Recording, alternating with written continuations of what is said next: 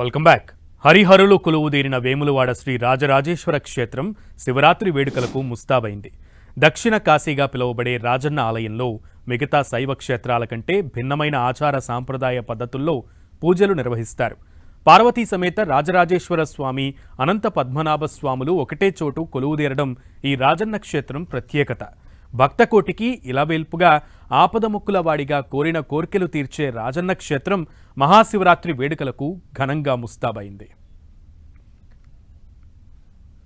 వేములవాడ రాజన్న ఆలయ ప్రత్యేకత, శివరాత్రి పర్వదిన ప్రాముఖ్యతకు సంబంధించి మరింత సమాచారం మా ప్రతినిధి సతీష్ అందిస్తారు. హరిహరులు నెలకొన్న క్షేత్రం దక్షిణ కాశీగా పిలువబడే వేములవాడ రాజన్న క్షేత్రం విభిన్న ఆచార సాంప్రదాయాలకు నిలవుగా కొనసాగుతుంది. నిత్యం శివ నామస్మరణంతో ఇక్కడ మారుమోగుతుంది. మహాశివరాత్రి సందర్భంగా భక్తులు పెద్ద ఎత్తున తరలివచ్చి రాజన్న సన్నిధిలోనే జాగరణ కొనసాగిస్తారు.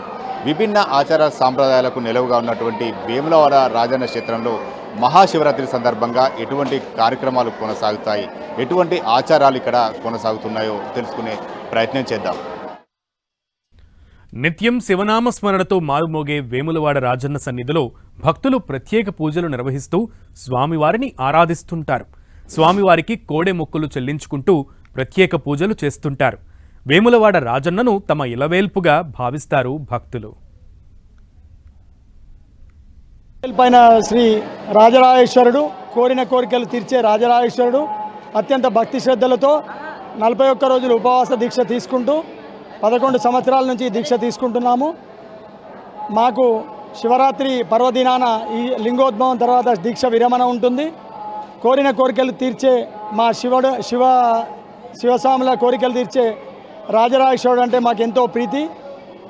మరియు ఈ రాజరాజేశ్వర స్వామి సన్నిధికి వచ్చే భక్తులందరూ ఆయురారోగ్యాలు, అష్టైశ్వర్యాలు. ఉపవాస దీక్ష రోజు ఒక పూట భోజనము, సాయంత్రము అల్పగా టిఫిన్ కానీ లేదంటే పళ్ళు, పాలు ఏమైనా తీసుకుంటాము.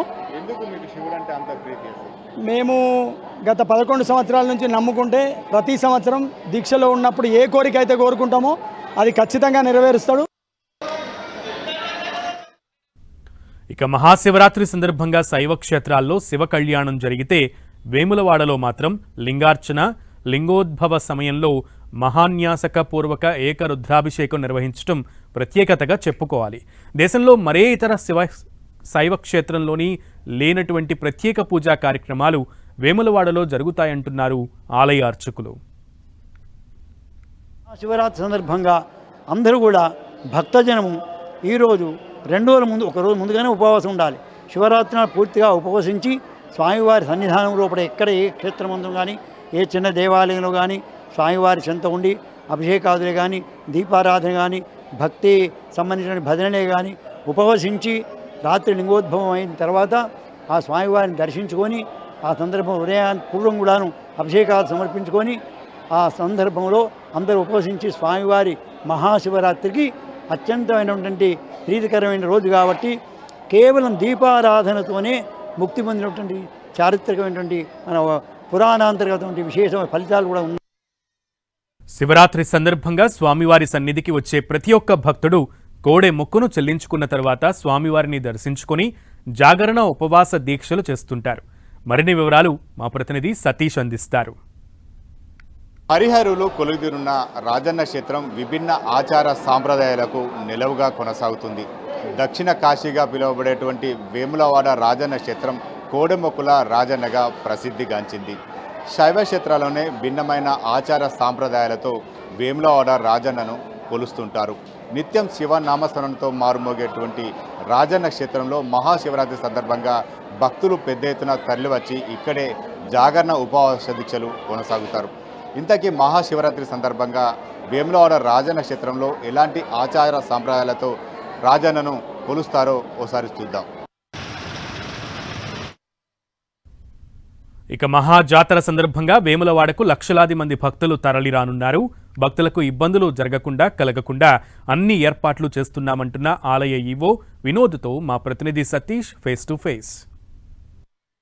మహాశివరాత్రి మహాజాతర ఏ రకంగా నిర్వహించబోతున్నారు, ఎంతమంది భక్తులు రాబోతున్నారు, భక్తులకు ఎటువంటి సౌకర్యాలు ఏర్పాటు చేశారో తెలుసుకునే ప్రయత్నం చేద్దాం. ప్రస్తుతం నాకు అందుబాటులో వేములవాడ ఈవో వినోద్ ఉన్నారు. ఒకసారి ఏర్పాట్లకు సంబంధించిన అంశాలతో పాటు ఎటువంటి సౌకర్యాలు భక్తులకు కల్పించబోతున్నారో ఒకసారి తెలుసుకునే ప్రయత్నం చేద్దాం.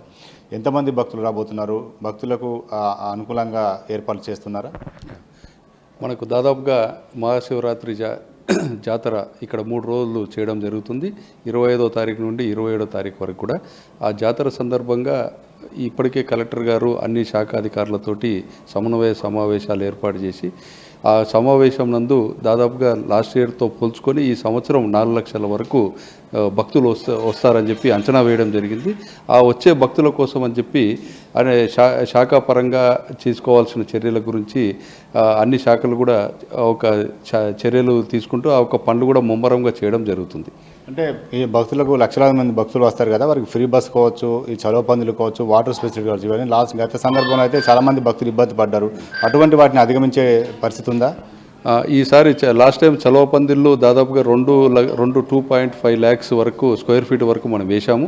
అదే దృష్టిలో పెట్టుకొని ఈసారి ఇంకా భక్తులు అధికంగా వస్తారని చెప్పి 3,87,000 స్క్వేర్ ఫీట్ తోటి చలువ పందిళ్ళు తర్వాత ఈ రకంగా ఏర్పాటు చేయడం జరిగింది. వృద్ధులు వచ్చినప్పుడు తర్వాత ఫిజికల్ హ్యాండిక్యాప్ వచ్చినప్పుడు కూడా వాళ్ళకు ప్రత్యేకమైన విఐపి క్యూ లైన్ అనేది ఏర్పాటు చేశాము. అది విఐపి క్యూ లైన్ అనేది సర్టన్ టైం ఉంటుంది.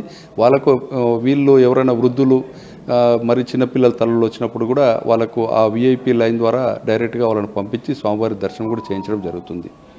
ఇది మొత్తానికైతే మహాశివరాత్రి సందర్భంగా భారీగా ఏర్పాటు చేస్తున్నట్టు ఆలయ అధికారులు చెప్తున్నారు. దాదాపు 4 లక్షల మంది భక్తులు ఈసారి స్వామివారిని దర్శించుకునే అవకాశం నేపథ్యంలో అందుకు తగినట్లుగా ఏర్పాట్లు చేస్తున్నట్టుగా ఆలయ అధికారులు చెప్తున్న పరిస్థితి. కెమెరా పర్సన్ సుధీర్తో సతీష్, 10 టీవీ, వేములవాడ.